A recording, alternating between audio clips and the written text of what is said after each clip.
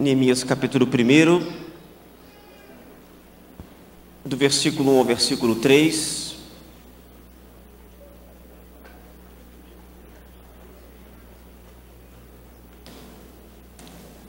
Palavras de Neemias, filho de Acalias. Ora, sucedeu no mês de Quisleu, no ano 20º, estando eu em Suzã, a capital, versículo 2, que veio Hanani, um dos meus irmãos, com alguns de Judá, e perguntei-lhes pelos judeus que tinham escapado e que restaram do cativeiro, e acerca de Jerusalém, versículo 3. Eles me responderam: os restantes que ficaram do cativeiro lá na província estão em grande aflição e opróbrio. Também está derribado o muro de Jerusalém e as suas portas queimadas a fogo. Feche seus olhos. Pai, de novo, vamos pela Tua palavra e abrimos o nosso coração para receber a Tua instrução. Fala aos nossos corações, capacita a minha vida para partilhar, Deus, com fidelidade aquilo que o Senhor tem gerado no meu coração, e ajuda os Teus filhos a compreender, a serem edificados por essa palavra e que suas vidas sejam transformadas pelo poder do Teu Espírito. Amém, Senhor. Meus amados, ontem a gente falava um pouco sobre o que se espera desta nova geração. E essa é a verdade, existe uma expectativa muito grande em relação à nossa geração. Reavives o dom que há em ti, não é por acaso que foi escolhido como subtema deste congresso, porque a liderança desta denominação, neste estado, tem uma grande expectativa em relação à nossa geração. E isso tem impactado muito a minha vida. Eu tenho sentido o peso dessa responsabilidade, e é importante que você entenda isso e que você se disponha a servir ao Senhor, que você se disponha a exercer o seu ministério, a ser usado por Deus, porque essa expectativa da liderança é um reflexo da expectativa que Deus tem ao seu respeito, ao meu respeito, a respeito da nossa geração. Você acredita nisso, amém? Por isso eu quero olhar para Neemias. Neemias é um personagem muito especial na minha vida. Existem personagens bíblicos que nos marcam de alguma forma, e depois eu vou explicar por que Neemias é tão marcante na minha vida, porque a história de Neemias tem tanto impacto ao longo da minha própria história. Mas Neemias é um exemplo de alguém que se levantou, que foi uma resposta a necessidades que haviam surgido no contexto de Israel. E eu gostaria de olhar para este homem num momento tão difícil que Israel vivenciava. Nós sabemos que quando Neemias escreve o seu livro, ou quando esses fatos de fato acontecem, o povo já havia retornado do cativeiro, o templo já havia sido reconstruído por Zorobabel, Esdras já havia começado o seu ministério abençoando aquele remanescente que havia retornado, aproximadamente 50 mil judeus. E agora vem Neemias, porque apesar de tudo que já havia acontecido, a situação do povo era extremamente delicada. O texto que nós lemos nos diz que o muro estava fendido. Isso quer dizer que a cidade estava desprotegida. Aquela geração vivia um tempo de insegurança pública. A cidade era vulnerável, qualquer pessoa entrava e saía. Em segundo lugar, havia injustiça social, porque o texto faz questão de frisar que as portas estavam queimadas a fogo. E por que isso é importante? Não apenas por causa das portas, mas porque os juízes estavam sempre junto às portas da cidade, julgando as causas do povo. Então era um tempo de injustiça social. O texto diz que o povo está em miséria, está em pobreza e o povo vive um tempo de desprezo. E é justamente nesse contexto de tanta necessidade que Neemias se levanta como uma resposta a essas necessidades. Neemias se dispõe e ele faz a diferença, ele marca o seu tempo, e é exatamente isso que eu desejo fazer. Eu quero marcar o meu tempo, eu quero fazer a diferença, eu quero ser relevante na minha denominação, na cidade onde eu moro, na minha convenção, no conselho. Eu quero ser relevante, eu quero fazer a diferença de alguma forma, eu quero somar, eu quero abençoar.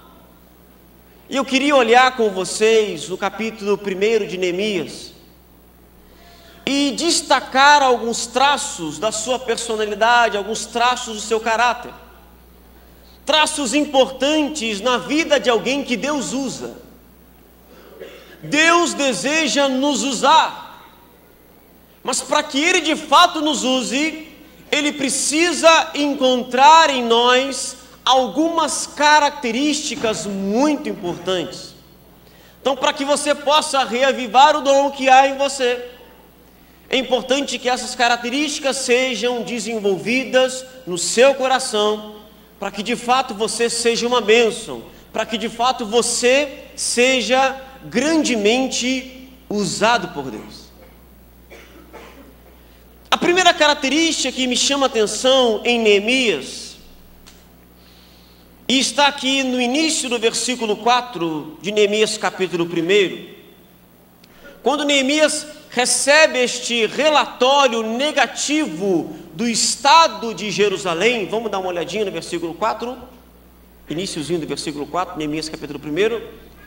Tendo eu ouvido estas palavras, sentei-me e chorei e lamentei por alguns dias. Me chama a atenção a sensibilidade de Neemias ao estado do seu povo. Neemias está no palácio. Neemias não está enfrentando absolutamente nada que o seu povo está enfrentando. Ele vive em uma outra realidade. Mas ele é um homem que se preocupa com o bem-estar alheio. Ele não olha apenas para si, para a sua realidade, ele olha para o próximo. Ele vive numa comodidade muito confortável, mas quando ele recebe relatos do estado do seu povo, ele desaba, ele lamenta, ele chora, ele não consegue se conformar de imaginar o seu povo passando por uma situação tão delicada. E essa é uma primeira característica de pessoas que Deus usa. Deus usa pessoas que se preocupam com o bem-estar alheio. Deus usa pessoas que não pensam apenas em si, que não olham apenas para o seu próprio umbigo. Os líderes encontram seus propósitos, disse John Maxwell, nas necessidades que os cercam. É justamente aí que nasce o ministério de alguém.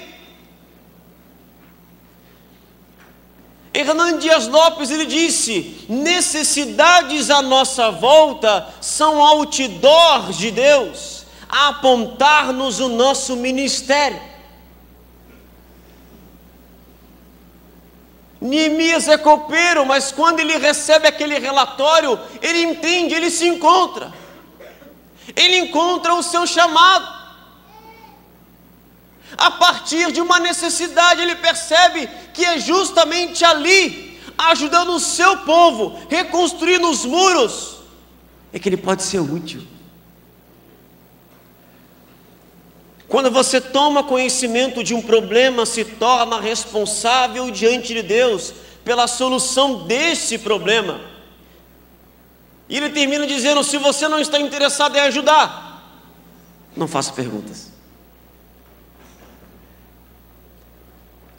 Neemias perguntou, mas não era uma questão de curiosidade. Certamente algo já estava queimando no coração daquele homem. E quando ele recebe notícias fresquinhas, atualizadas do que estava sendo vivenciado pelo seu povo, ele entende: é agora. Este é o meu momento. Esta é a minha oportunidade. O problema é que muita gente quer exercer o ministério apenas para aparecer. Querem apenas estabelecer o seu próprio nome. Querem apenas alcançar algum tipo de reconhecimento, quando na verdade a essência do ministério não está em nós, está naquilo que nós fazemos pelo outro. Porque essencialmente ministério é serviço.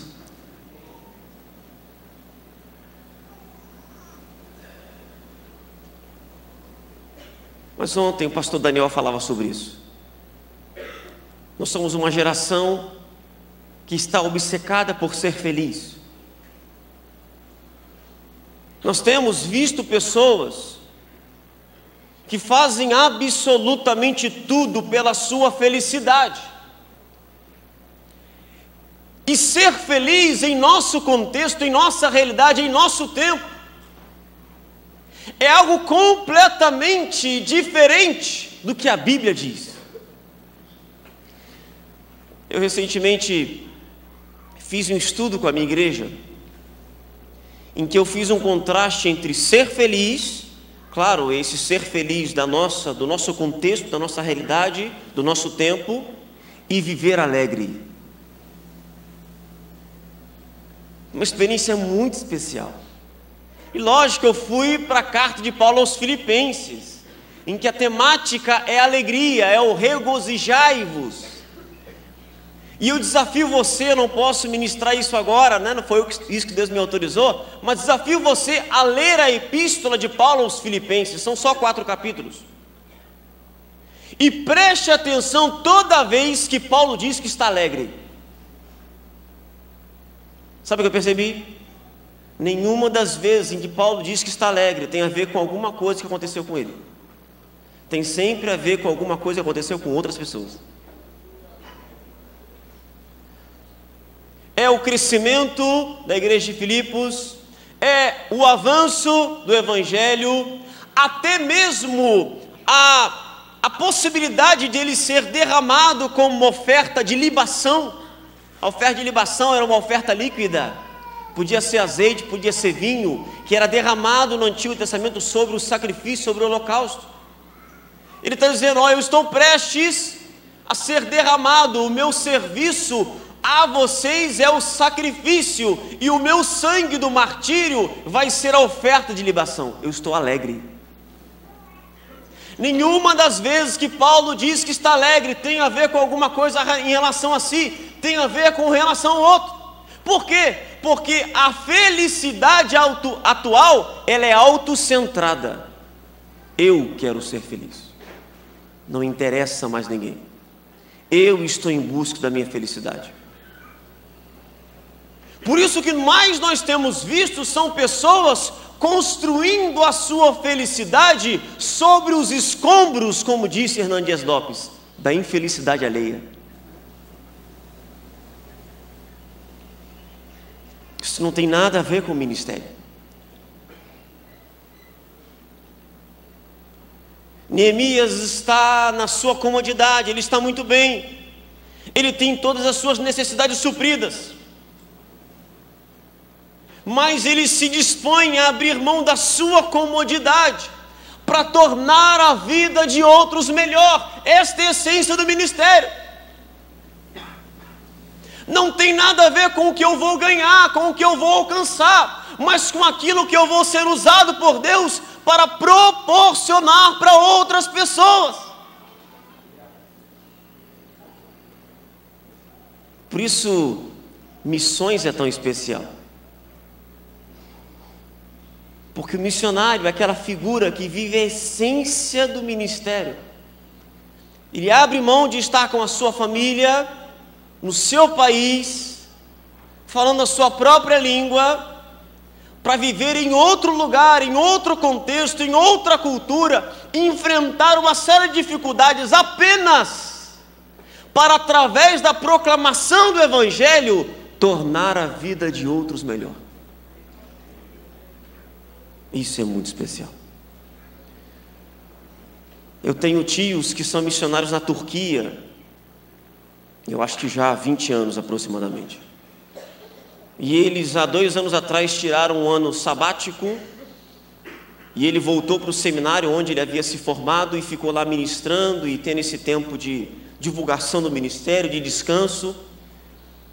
E aí eles chegaram em janeiro, fevereiro, eu encontrei com eles em agosto, e eles estavam loucos para ir embora. E eu olhei para eles e fiquei pensando, meu Deus, como é que pode?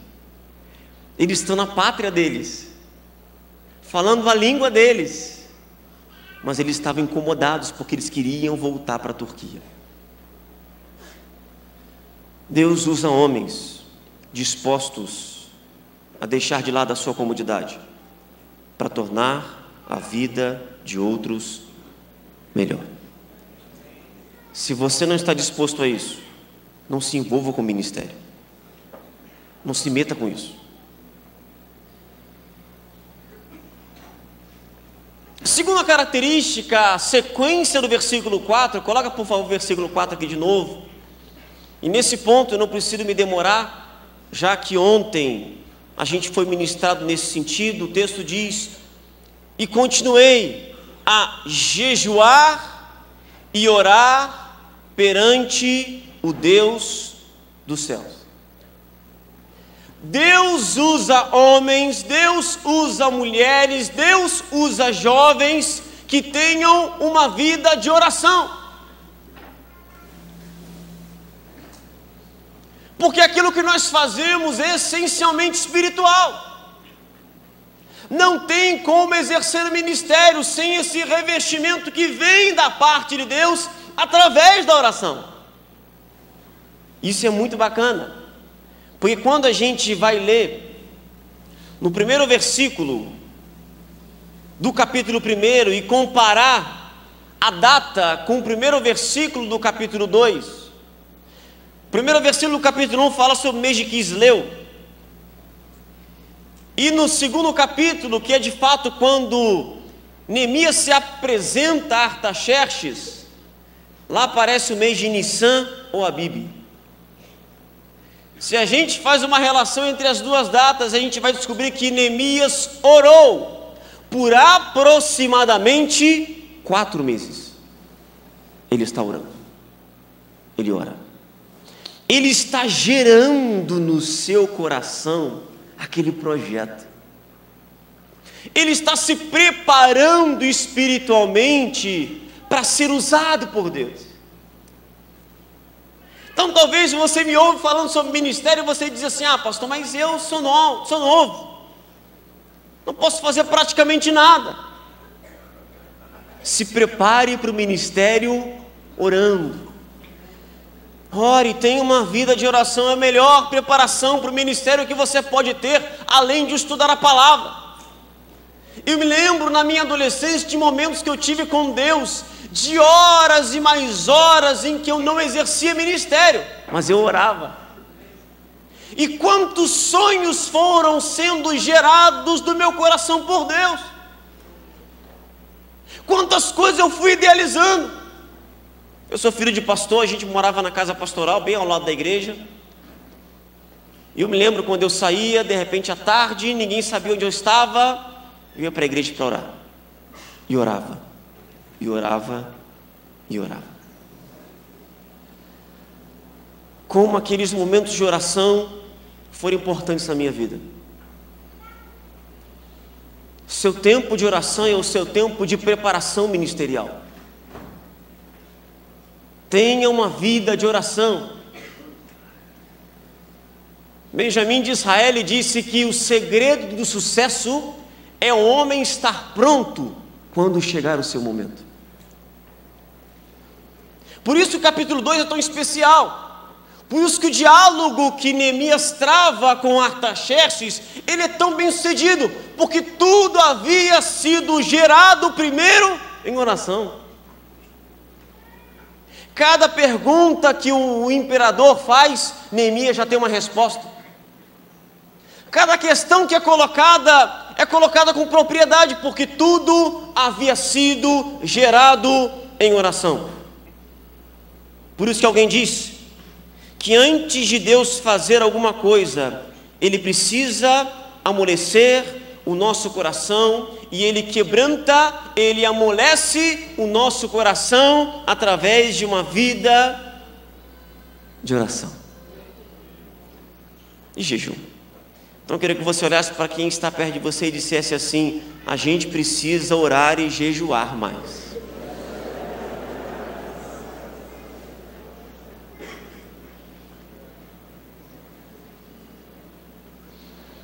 Olha o versículo 5, a partir do versículo 5, por favor. Um pouquinho da oração desse homem.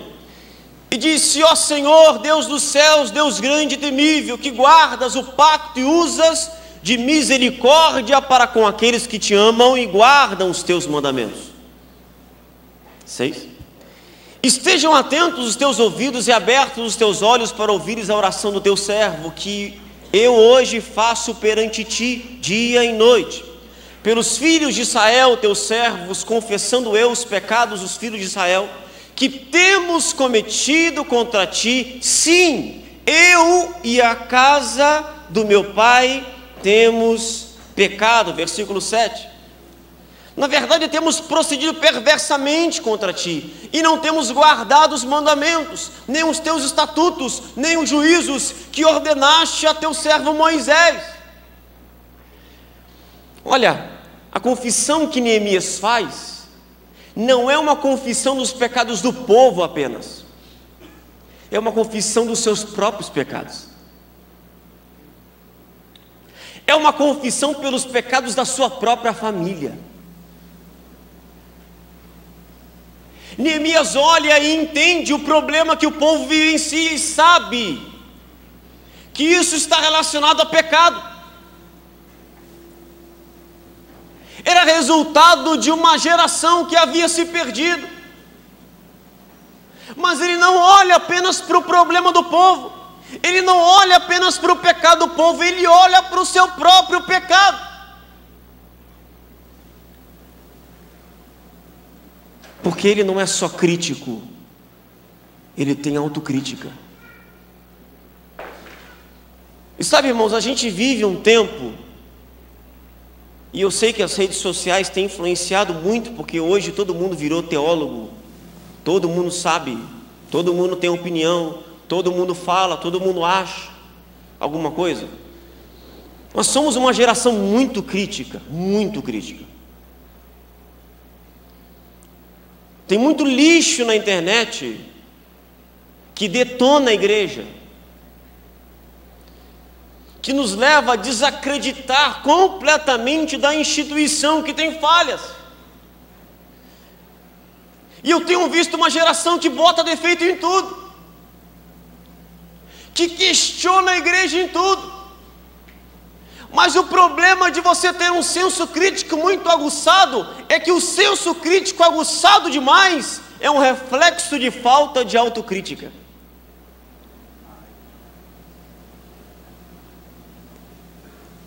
Por isso que Jesus disse que antes de você tentar tirar o cisco do olho do teu irmão, tira a trave do seu primeiro.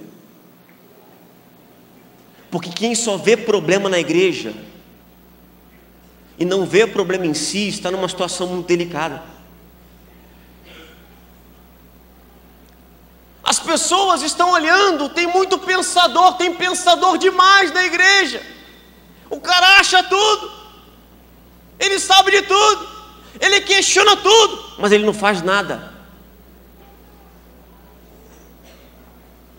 Eu me lembro de um jovem que tive algumas conversas com ele quando eu retornei para assumir a igreja. E ele sempre muito crítico. Um dia eu marquei e falei: cara, vamos sentar para conversar. E ele vomitou um monte de coisa. Ele não aceita isso na igreja, a igreja é isso, a igreja é aquilo, a igreja está fazendo isso, não pode ser assim, o ministério pastoral está errado, e não sei o que lá. E falou, e eu ouvi ele.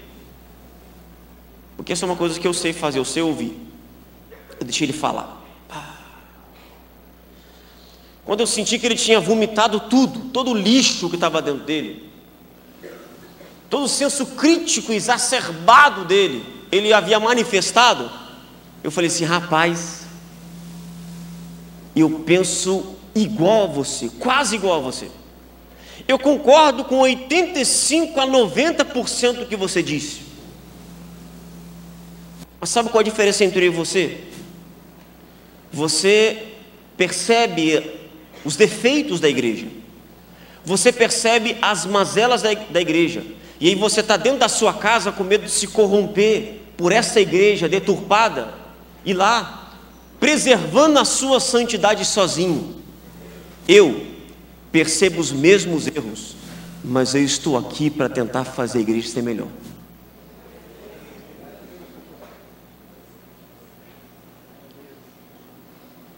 Identificar problema na igreja é mole.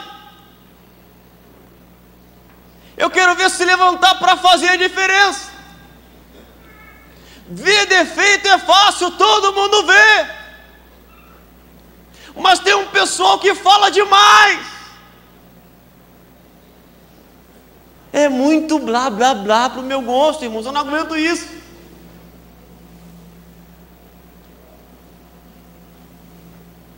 Eu gosto, quando a gente olha para os evangelhos sinópticos, a gente sabe que cada um foi escrito por um autor diferente, para um público diferente. Para boa parte das pessoas, Mateus foi escrito para judeus, e por ser escrito para judeus, você tem muitas citações do Antigo Testamento, porque o propósito de Mateus é mostrar para os judeus que Jesus é o rei, Messias prometido. Marcos não. Marcos, ao que tudo indica, escreve para os romanos, que não sabiam absolutamente nada de Antigo Testamento, por isso ele praticamente não faz citações ao Antigo Testamento. E ele está apresentando Jesus, e a sua ênfase, Jesus como servo e não como rei. E você então contrasta o evangelho de Marcos com o evangelho de Mateus, porque o evangelho de Mateus tem muitos discursos longos de Jesus, porque ele está sendo apresentado como rei, e um rei fala. Mas no evangelho de Marcos, Jesus está sempre trabalhando. O texto diz: imediatamente ele fez isso, imediatamente ele foi para lá, e em seguida, quando a gente olha para o evangelho de Marcos, Jesus está o tempo inteiro trabalhando. Por quê? Porque lá ele está sendo apresentado como um servo, e um servo não é conhecido pelo que fala, um servo é conhecido pelo que faz. Então olhe para quem está do seu lado, dê um sorriso para essa pessoa, apenas para amenizar o que você vai falar para ela, e diga para ela assim: a igreja precisa de menos pensadores e de mais servos, gente que não é conhecida pelo que fala, mas pelo que faz.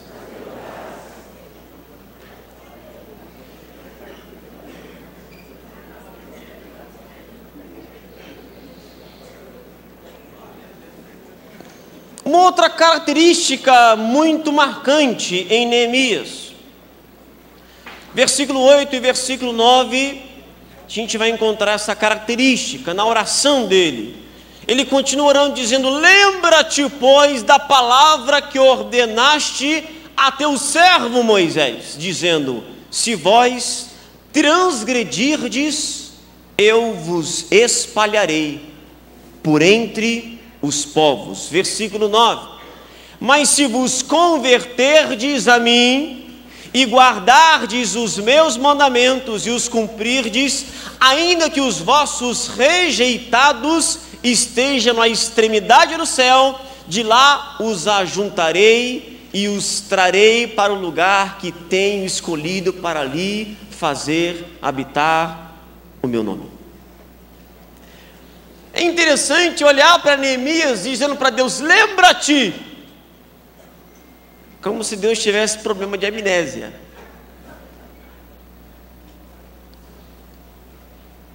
Mas alguém disse que de fato a memória de Deus é infalível. Porque o nosso Deus é onisciente, e mais que isso, Ele é presciente. Mas apesar disso, Deus ama ser lembrado das suas promessas. E é exatamente isso que Neemias está fazendo. Ele lembra que de fato Deus havia alertado o povo que se eles transgredissem a lei, seriam espalhados. Mas Deus também havia prometido que se eles se arrependessem, seriam novamente conduzidos para a sua terra. Porque Neemias é um homem que tem esperança. Neemias é um homem que não havia perdido a fé nas promessas de Deus. Isso é muito especial. Olhar para trás e lembrar-se do que Deus um dia nos prometeu. Às vezes o nosso ministério a gente meio que se perde. E esse movimento a gente sempre precisará fazer, olhar para trás e se lembrar do que Deus havia prometido. A gente vive crise no ministério, claro que sim. Pastor Jonas disse aqui no primeiro dia: você acha que eu nunca pensei em desistir, em parar? Todos nós já vivemos isso. A sensação de às vezes não estar saindo do lugar. A percepção de que parece que é o fim, vai acabar tudo. Aí a gente olha para trás, lembra de que um dia Deus prometeu. Isso nos ajuda a redefinir algumas rotas. Isso nos ajuda a ter uma percepção que vai além das circunstâncias que nos envolvem. A situação de Jerusalém era caótica. Não havia esperança nenhuma. Como é que Neemias encontra esperança? Quando ele olha para trás e se lembra daquilo que Deus lhe prometeu, aquilo que Deus prometeu para o seu povo. Deus tem uma promessa para a sua vida. Deus tem uma promessa sobre a nossa denominação. Deus tem algo tremendo ainda para fazer através de nós. Nós podemos estar passando por um momento difícil, a gente pode estar passando por adversidade, mas Deus ainda tem promessas para cumprir sobre as nossas vidas. Deus usa gente que se apega a essas promessas, que lembra a Deus: Senhor, lembra-te de quando o Senhor me chamou. Lembra-te das promessas que o Senhor me fez. Lembra-te, Senhor, daquilo que o Senhor disse que iria fazer. Eu não me esqueci disso, não. Eu acredito. A gente não pode permitir que as circunstâncias desfavoráveis arranquem a nossa esperança. Se a gente não consegue encontrar esperança naquilo que a gente vive hoje, olha para trás e lembre-se de tudo aquilo que um dia Deus te prometeu, e se apegue a essas promessas. Eu acredito. Apesar de tudo, diga para você mesmo: eu acredito no que Deus ainda vai fazer na minha vida e através da minha vida. Quem acredita nisso, levante a sua mão em nome de Jesus. Quinta característica, versículo 10.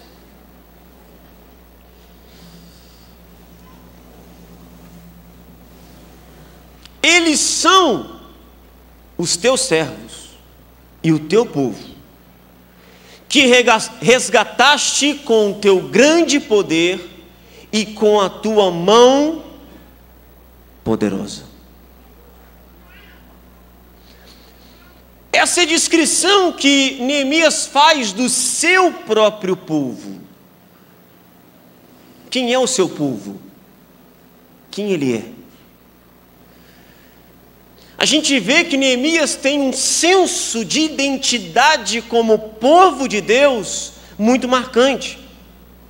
E olha que na verdade a distância entre Suzã, onde ele estava, e Jerusalém era de aproximadamente 1.500 quilômetros. Mas Ele sabe quem Ele é.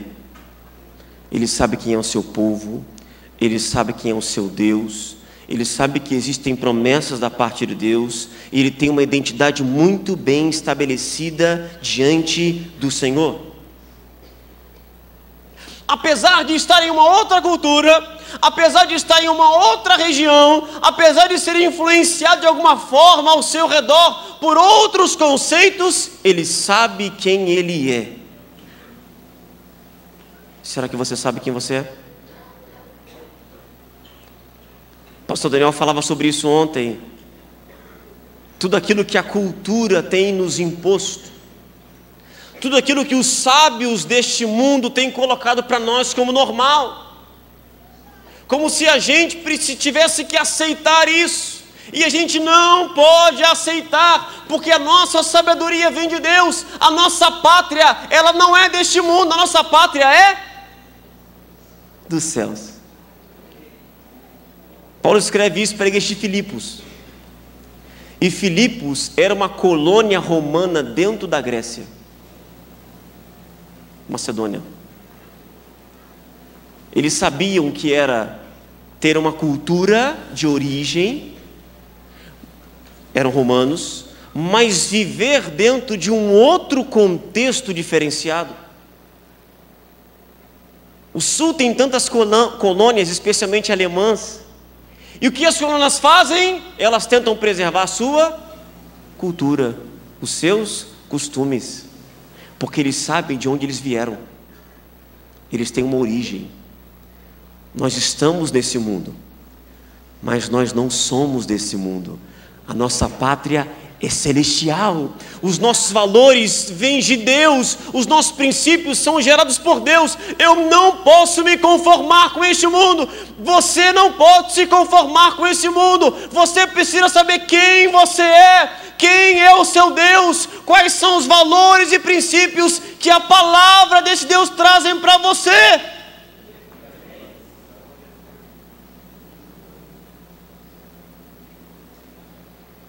Eu não posso aceitar o que a Bíblia não aceita. Eu não posso achar normal o que a Bíblia diz que não é normal. Se nós não entendermos isso, nós vamos ser uma geração que vai fracassar. A gente tem que ser uma geração que ama a palavra e não só a teologia, para ficar discutindo John Piper.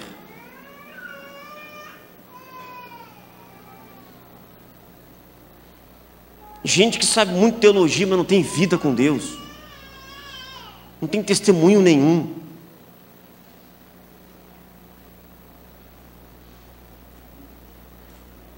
Grandes cabeções, mas que não tem vida. Falam demais da Bíblia, mas não vivem a palavra.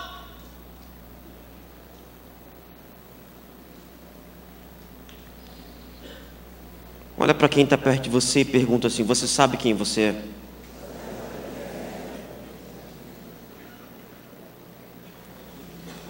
Sexta e última característica. Fala comigo assim: Deus usa gente disposta a fazer uso de seus recursos pelo benefício da obra de Deus. Olha o versículo 11. Por favor. Ó Senhor, que estejam atentos os teus ouvidos à oração do teu servo e à oração dos teus servos que se deleitam em temer o teu nome. E faze prosperar hoje o teu servo e dá-lhe graça perante este homem. Certamente o rei, o imperador, era eu então copeiro do rei. Eu queria pensar um pouco sobre isso. Usar os meus recursos em benefício da obra de Deus é o que Neemias está prestes a fazer. Ele olha a situação do seu povo. Ele sabe que aquele mesmo imperador, e está registrado em Esdras capítulo 4, versículo 21, havia decretado a interrupção da reconstrução. Então, quando ele analisa toda a situação, ele pensa: caramba, eu sou copeiro do rei. Eu sou uma pessoa de confiança do rei. Ninguém melhor do que eu para interceder pelo meu povo. Aí o que ele faz? Ele se apresenta ao rei com um semblante triste. Perigoso isso. Ele correu riscos. E quando o rei percebe a tristeza dele, e percebe que é uma tristeza de coração, que ele está abatido por alguma razão, e começa a dialogar com ele, Neemias corre todos os riscos e apresenta a situação do seu povo. Ele entende que ele não nasceu apenas para servir comida. Ele entende que o fato de ser o copeiro havia um propósito maior de Deus, para que através daquilo ele intercedesse pelo povo. Ele percebe que ele tem algo para oferecer para o propósito de Deus. Essa é a mesma percepção que Mordecai tenta dar, ou Mardoqueu tenta dar para Esther, dizendo para ela: ó, quem sabe se não foi para este momento que você se tornou rainha, tem um propósito maior. Já pensou nisso? Que existe um propósito maior que levou você a fazer essa faculdade, que levou Deus a dotar você de alguns dons e talentos,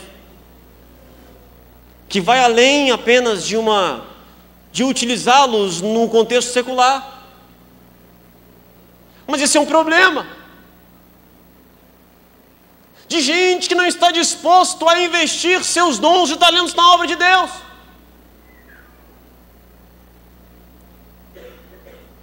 O que você tem feito em benefício da obra de Deus? Como você tem empregado os seus talentos para o avanço da obra? Pastor, não tem relação nenhuma. Tem que ter. Tem sempre um propósito maior do que aquilo que a gente vê. Já pensou em como você pode pegar a formação que você tem e agregar algo para a sua igreja local? E não ser apenas um frequentador de culto? Já pensou em como você pode agregar algo a Jubrac lá na sua igreja, no seu estado? Tem um propósito maior envolvido nisso. Pare e pensa, existe um propósito maior. Não é só para você ganhar dinheiro, não. Tem mais do que isso. Você precisa sair daqui disposto a reavivar o dom que há em você. Deus, eu quero ser útil na tua obra. Eu quero colocar a minha vida à tua disposição, os meus talentos à sua disposição. E não só dons e talentos. Dinheiro. Você é um dizimista fiel? Ah, não, pastor. Dízimo é do Antigo Testamento. Ah, entendi. Dinheiro não, mexe com isso não, pastor, vou mexer. Porque essa falácia, irmãos, de que dízimo é do Antigo Testamento é um negócio que me irrita muito. O cara vai na concordância bíblica, coloca a palavra dízimo e encontra, sei lá, dezenas, centenas de vezes no Antigo Testamento e quase nunca no Novo. Ali chega uma bela conclusão: dízimo é do Antigo, não é do Novo, então no Novo eu só oferto. Aí ele tem a cara de pau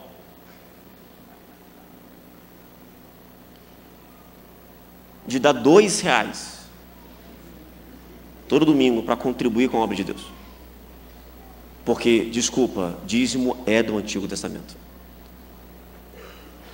Agora, uma coisa que muita gente não se pergunta é por que o Novo Testamento fala tão pouco de dízimo.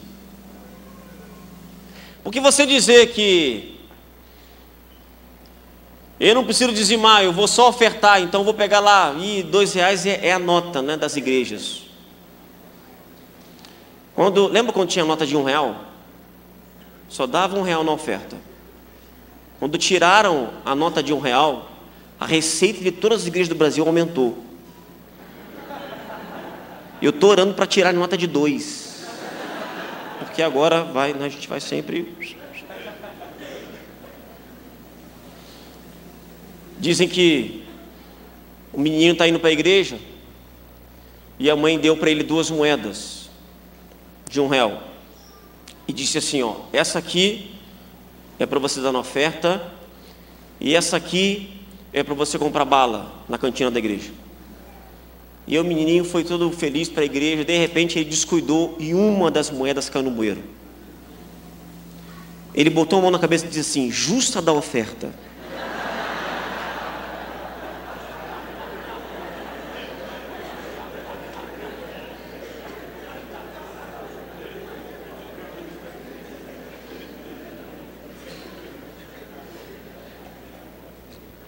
Irmãos, por que o Novo Testamento não fala de dízimo? Porque a ênfase do Novo Testamento não é nos 10%, é no tudo. Quando Jesus está junto do gasofilácio, ele elogia a viúva que deu tudo. Quando a gente olha para a igreja de Jerusalém, as pessoas não dizimavam. E por que elas não dizimavam? Porque elas davam tudo.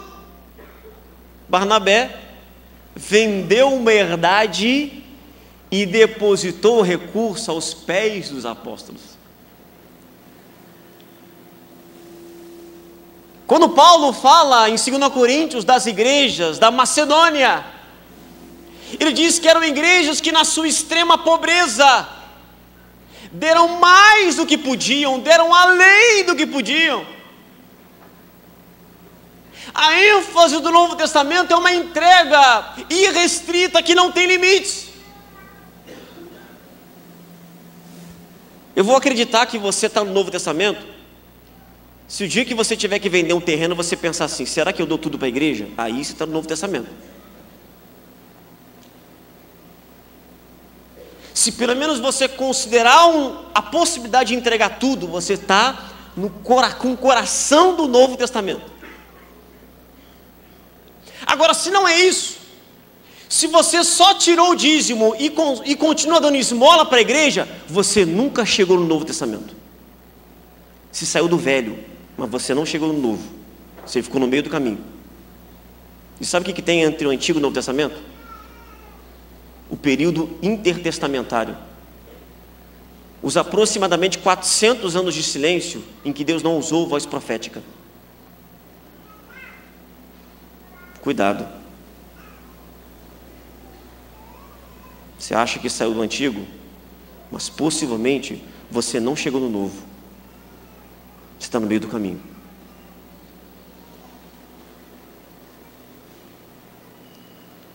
Onde estiver o seu tesouro, aí estará o seu. Pastor, Deus só quer meu coração. É verdade. É porque se Ele tiver o seu coração, certamente todos os seus recursos financeiros estarão à disposição dEle.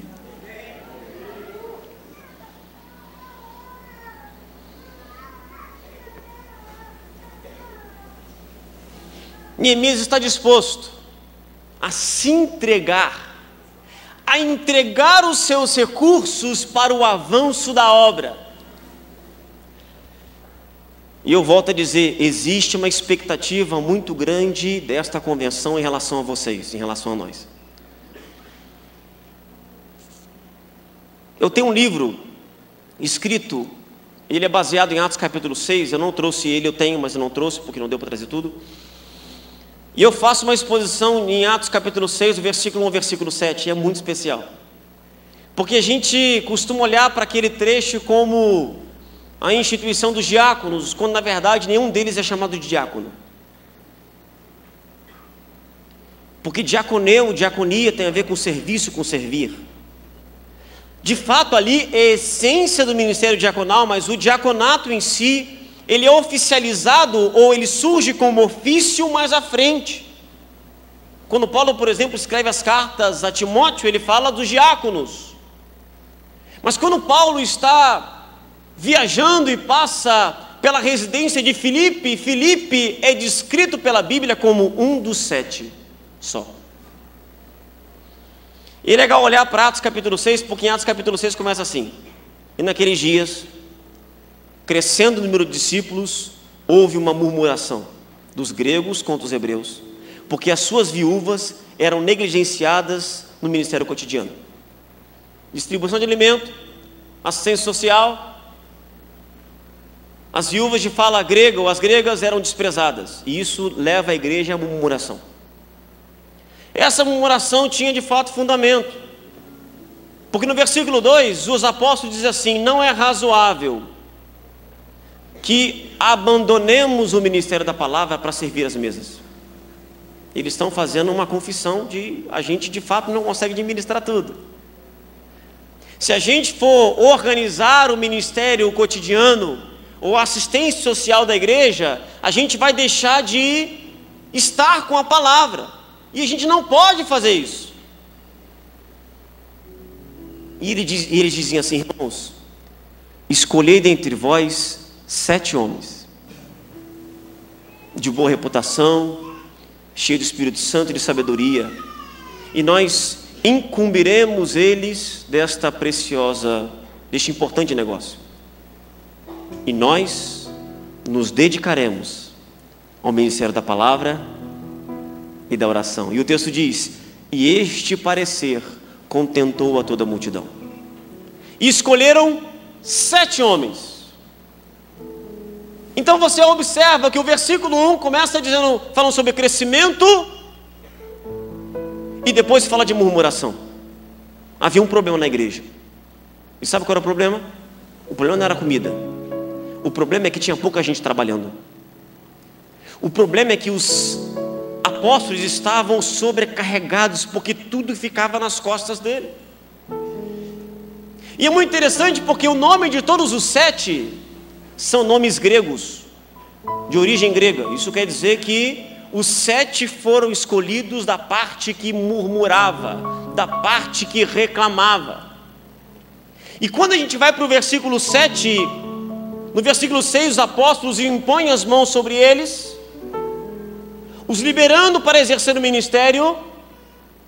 O texto do versículo 7 diz que o crescimento foi intensificado. A palavra era proferida, se espalhava, e o crescimento da igreja foi tão exponencial que tinha até sacerdote obedecendo a fé. Porque os apóstolos fizeram mais do que estavam fazendo? Não.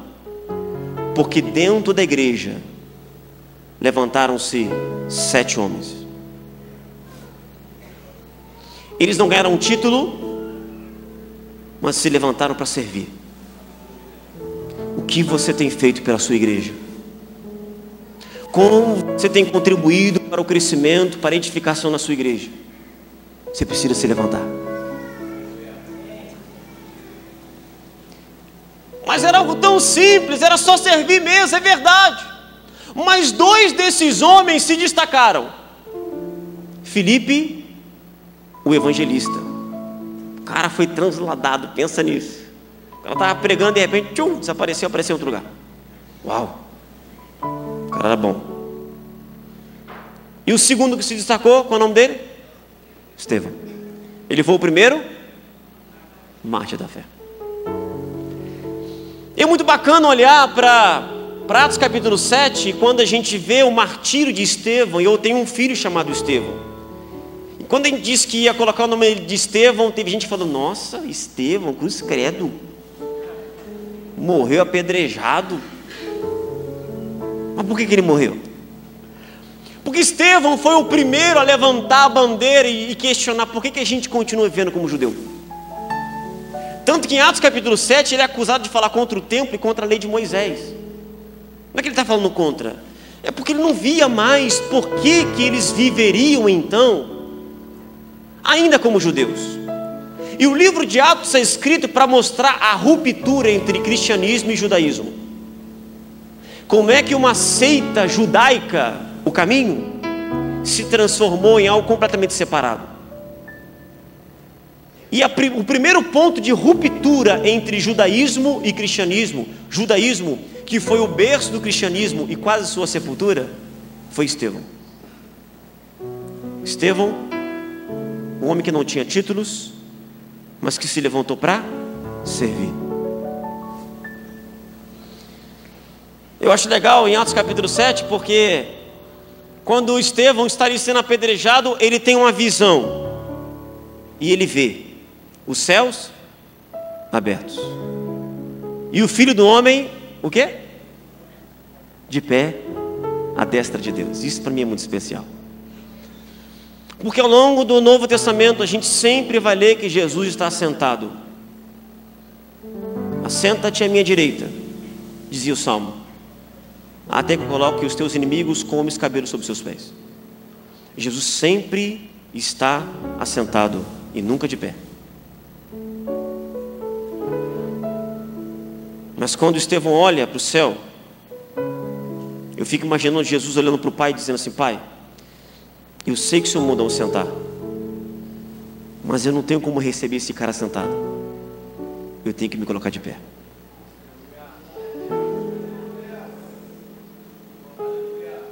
Quem ele era? Apóstolo?